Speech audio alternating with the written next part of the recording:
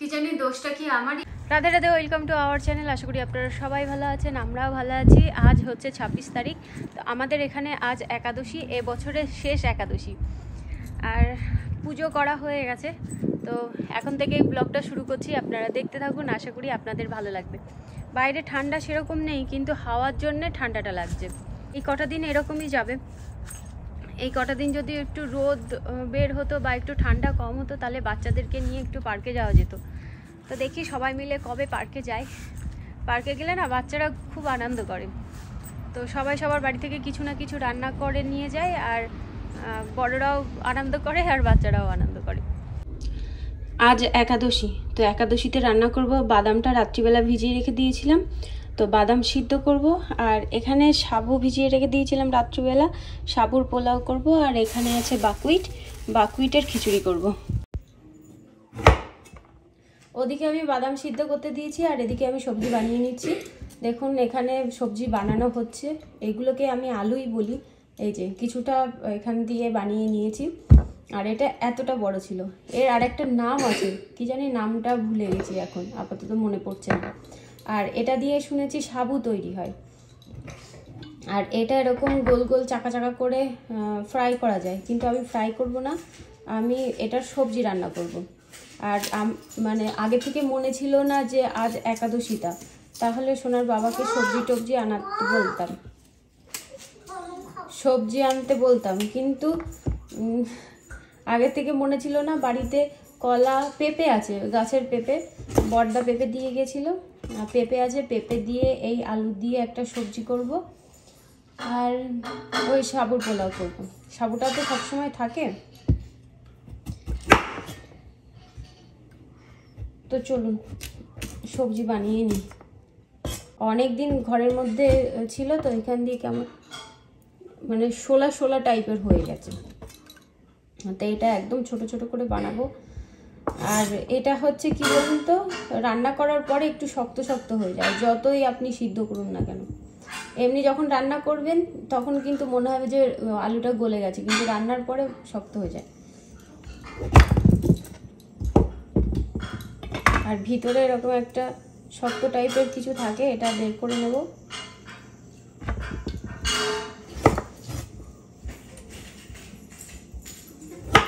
এইগুলো সোনার বাবা যখন মিসিসিপিতে থাকতো তখন আমাদের বাড়িতেই লাগাতো।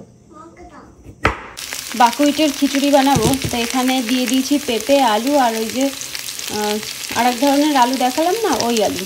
তো এগুলো সব ভাজা করে নিয়ে নিয়েছি, বাকুইটটা ধুয়ে নিয়েছি, এবার এর মধ্যে দিয়ে দিচ্ছি।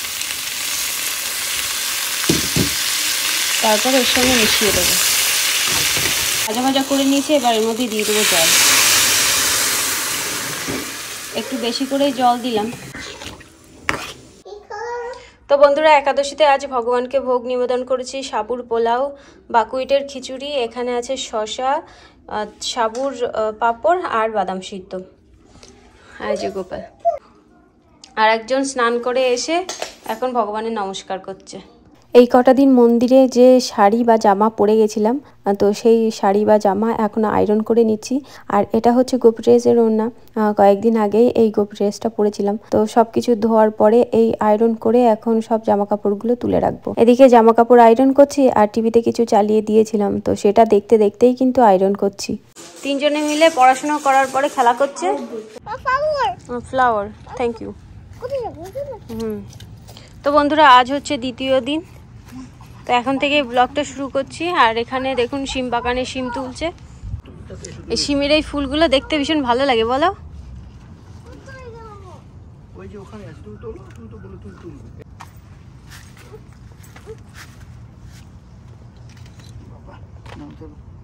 মানে আমি ধরে দেবো, ও তুলবে, তাই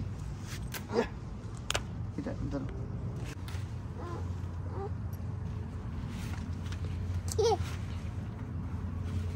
ভিতরে ভিতরে আছে, বুঝেছো? তোলো মা, তোলো। দাও, বল ঘুমাচ্ছে এখন, বলকে নিয়ে এসেছে বাইরে, তাই নি। হ্যাঁ, বেবি বল ঘুমাচ্ছে না। কি করলে? এই যে তুমি তোমাদের ওটা বেবি, ওই যে বাবা যেগুলো ধরেছে ওইগুলো তোলো, ওগুলো তোলো, ওইগুলো তোলো। ওগুলো বেবি, ওগুলো তুলতে হয় না। এগুলো বেবি বেবি, এগুলো তুলতে হয় না। থাক থাক থাক, তুই সব আমি ভিতরে যা। ভিতরে গিয়ে তোলা হবে। ওই না, ওগুলো তুলিস না, ওগুলো বেবি। মা, কি ভগবান!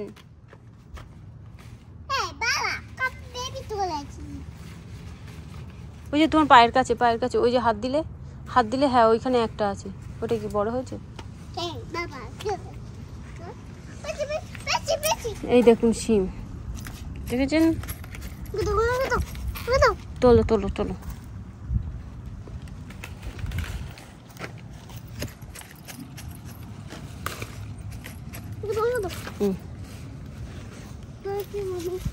ইউ ওয়েলকাম মামা।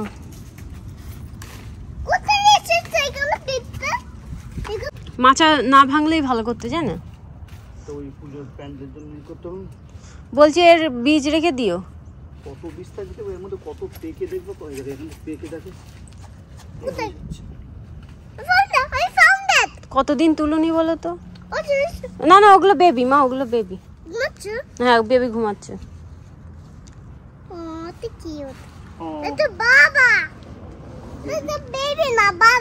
হ্যাঁ বাবা। ও বেবি, কেমন করে কথা বলে। এবার এই পাশ থেকেই তুলতে পারবে।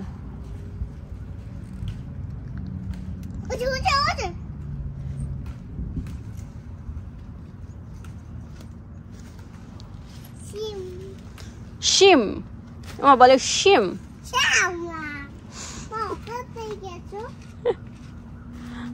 পায়ের কাছে আছে, পায়ের কাছে। এই যে এই যে এই যে তোমার, এই যে ওখানে না, এই যে এই যে আমার আঙুলে সোজা সোজা তাকাও, ওই যে ওইখানে আছে। হ্যাঁ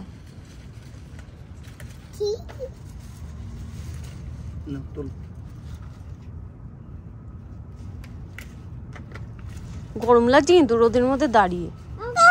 হ্যাঁ দেখেছি, মার কাছে নিয়ে যাও, ওই ওই লাল প্যাকেটটা মার কাছে নিয়ে যাও। পারবে না, ওখানে রাখো, তুই পেরেছো তো, তাহলে লালটা নিয়ে যাও। ওটা নিয়ে এসে আবার বলছিস পারবো না, কি ধরনের কথা বলছিস? মামা ওখানে শাক আছে কিন্তু ওই ক্ষেতের মধ্যে যাবে না। মা এরকম করে দেখতে হয়, এই যে এমন করে করে দেখতে হয়। এই দেখো ভিতরে ভিতরে লুকিয়ে আছে। হ্যাঁ লুকিয়ে আছে।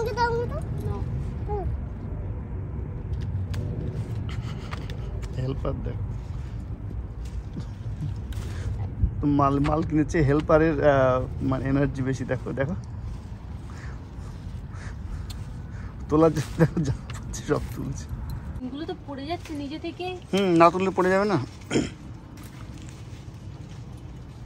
ভিতরে ভিতরে হয়েছে, দেখো দেখেছো, দেখো দেখেছো? পড়ে গেল, ওগুলো পেকে গেছে বলো।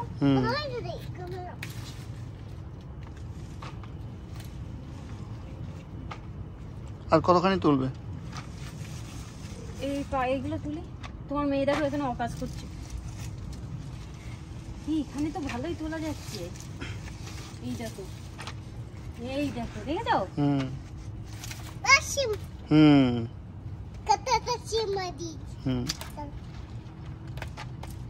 আর থোকায় থোকায় শিম তুলছেন এনারা।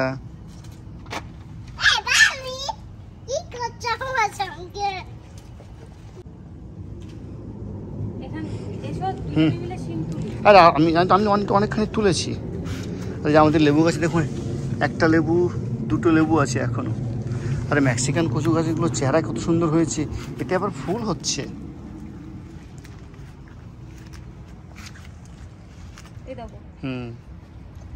আর আকাশে মেঘ হয়েছে। অত অত ভিতরে ঢুকতে হবে আপনার, চলে আসুন বাইরে।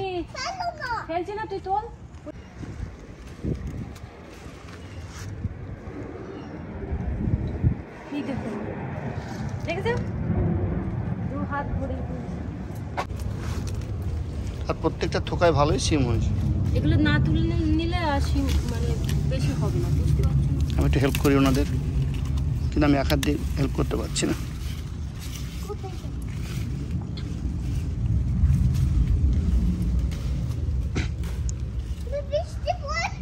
হ্যাঁ বৃষ্টি পড়ছে মা, চলো আন,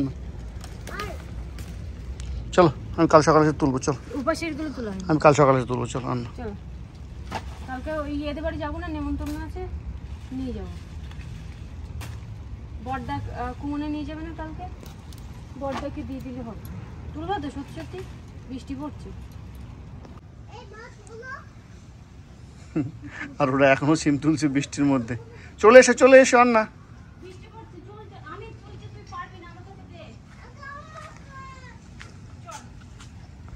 ও কাজ করার জন্য মা পড়ে যায় না যেন। ও সোজাসুজি আসছে, দেখো। এসে সোজাসুজি। হ্যাঁ, ও দেখাবে। এসো।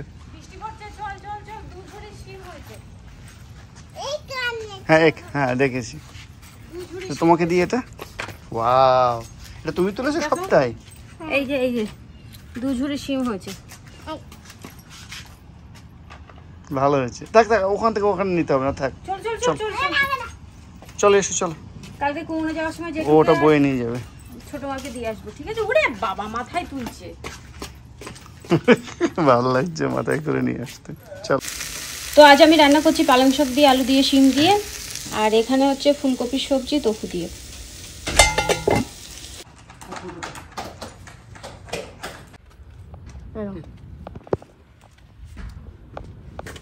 হাত ধুতে পকেটে দে। থ্যাংক ইউ বাবা। রাধে রাধে। বাবা তো কাট যাচ্ছে। হারমোনিয়াম নিয়ে বসে বাবা।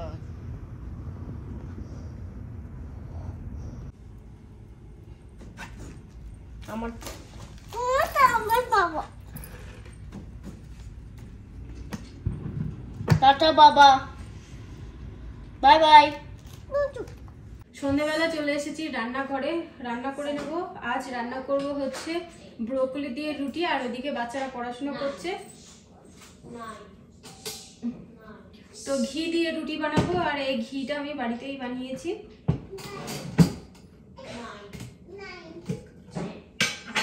আর এই পাত্রটা আমার চেঞ্জ করতে হবে, দেখি এর মধ্যে যদি যেতে পারি। যাচ্ছি তো, কিন্তু মনে থাকছে না নিয়ে আসতে। এতটা ঘি ছিল, এতটা চলে এসেছে। আমার প্রত্যেকদিন সবজিতে ঘি ব্যবহার করা হয়।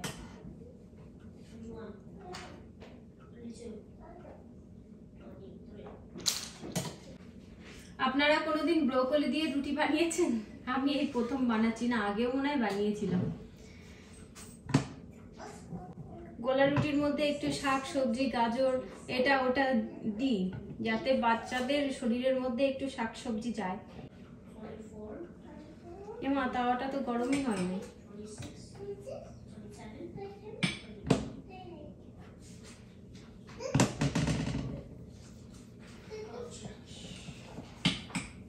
আর বেশি রুটি তৈরি করব না, একদম অল্প করব, ওই জন্য অল্প করে ব্যাটার বানিয়েছি।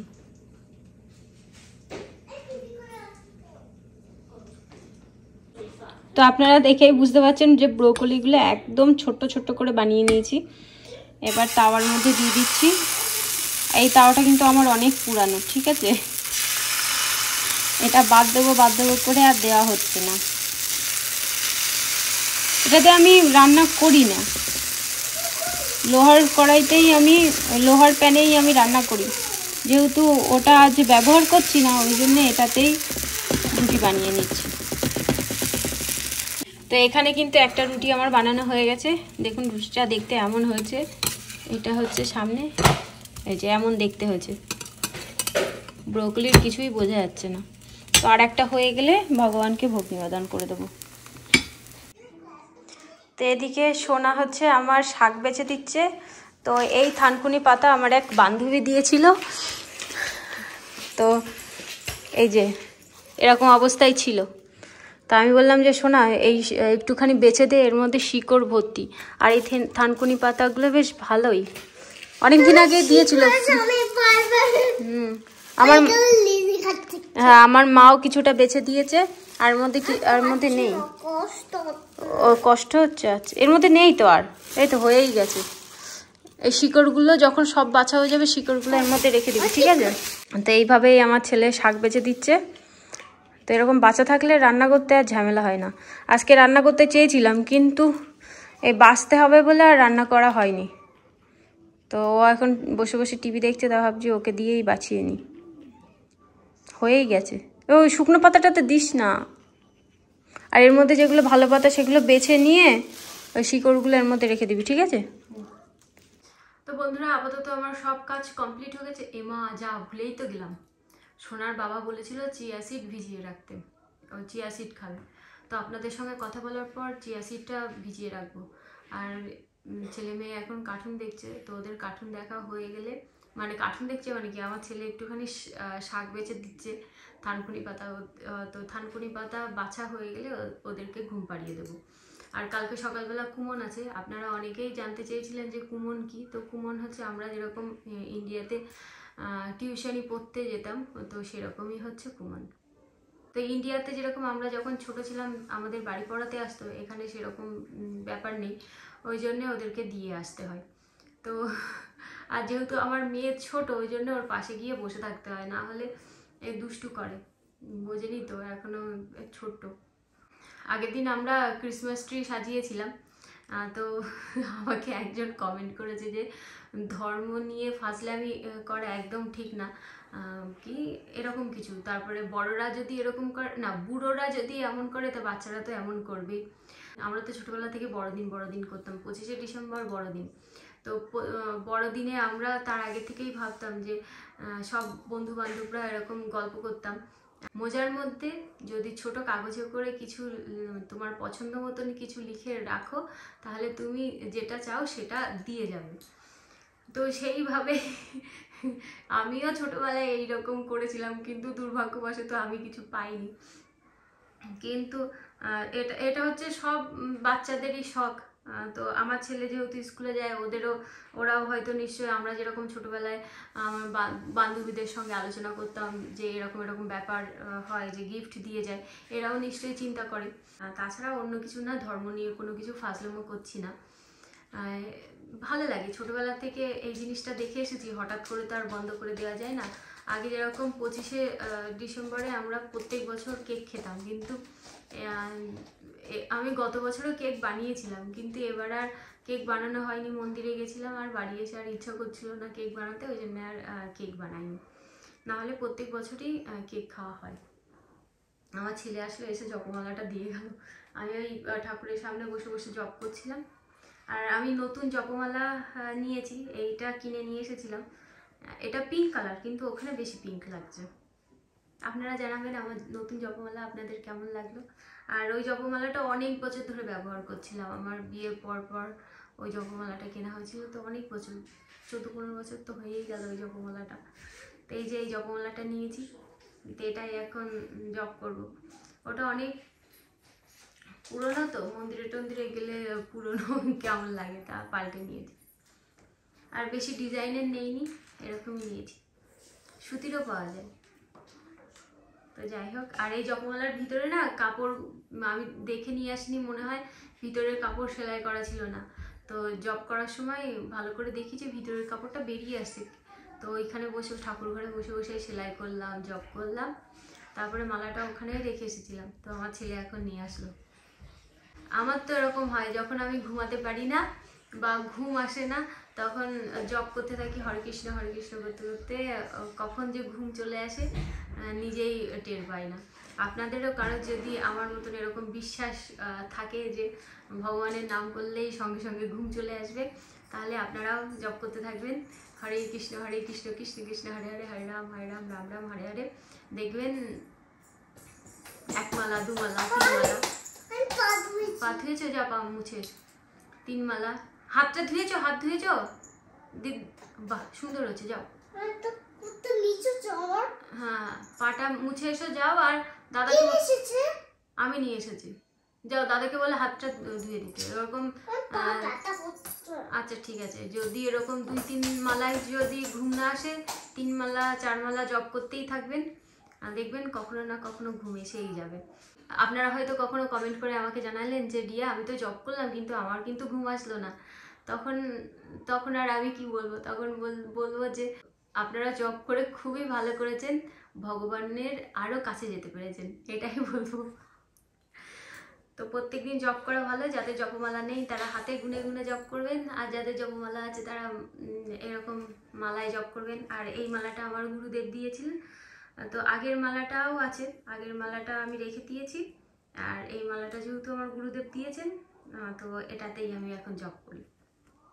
তো চলুন বন্ধুরা, আর আমি ধর্ম নিয়ে একদম ফাজলামো করছি না, উনি ফাজলামো কথাটাই বলেছে ওই জন্য ফাজলামো বলছি, আমি ধর্ম নিয়ে কোনো ফাজলামো করছি না।